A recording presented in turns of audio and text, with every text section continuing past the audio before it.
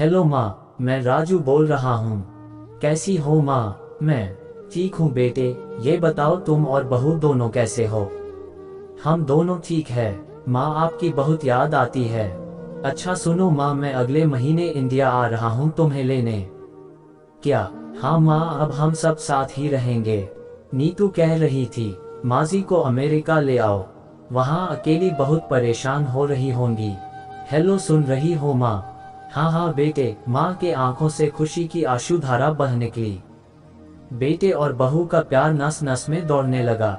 जीवन के 70 साल गुजार चुकी सावित्री ने जल्दी से अपने पल्लू से आंसू पोंछे और बेटे से बात करने लगी।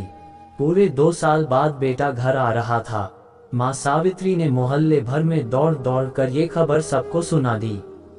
सभी खुश थे कि चलो बुढ़ापा चैन से बेटे और बहू के साथ गुजर जाएगा। राजू अकेला आया था। उसने कहा कि माँ, हमें जल्दी ही वापस जाना है, इसलिए जो भी रुपया पैसा किसी से लेना है वो लेकर रख लो, और तब तक मैं किसी प्रॉपर्टी डीलर से मकान की बात करता हूँ। माँ ने पूछा, मकान? हाँ माँ, अब ये मकान बेचना पड़ेगा, वरना कौन इसकी देखभाल करेगा? हम सब तो अब अमेरिका में ही रहेंगे। बूढ़ी आंखों ने मकान के कोने कोने को ऐसे निहारा जैसे किसी छोटे बच्चे को देख रही हो। जल्दी जल्दी में औने पौने दाम में राजू ने मकान बेच दिया।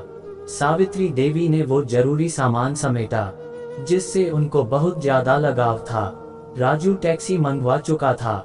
एयरपोर्ट पहुंचकर राजू ने कहा, माँ तुम यहाँ बैठो, मैं अंदर जाकर सामान की जांच और बोर्डिंग और वीजा का काम निपटा लेता हूँ। ठीक है बेटे। सावित्री देवी वही पास की बेंच पर बैठ गई। काफी समय बीत चुका था। बाहर बैठी सावित्री देवी बार बार उस दरवाजे की तरफ देख रही थी जिसमें राजू गया था, लेकिन अभी तक बाहर नहीं आया। शायद अंदर बहुत भीड़ होगी, ये सोचकर बूढ़ी आंखें फिर से टकटकी लगाए देखने लगी।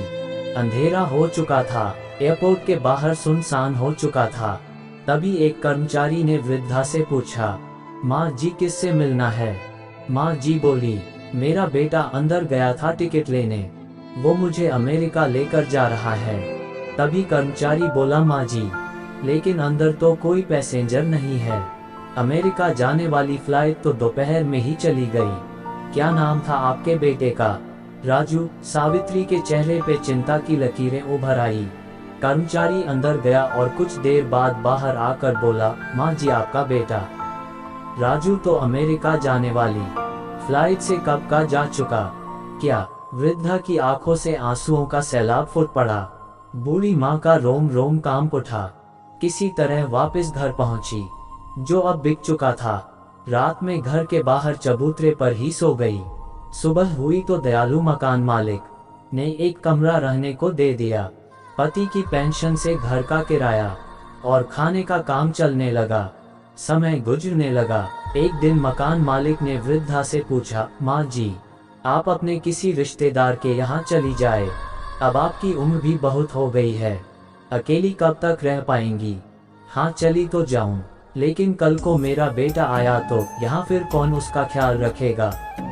आँख से आंसू आने लग गए। दोस्तों, विनती है, माँ बाप का दिल कभी मत दुखाना। शिक्षा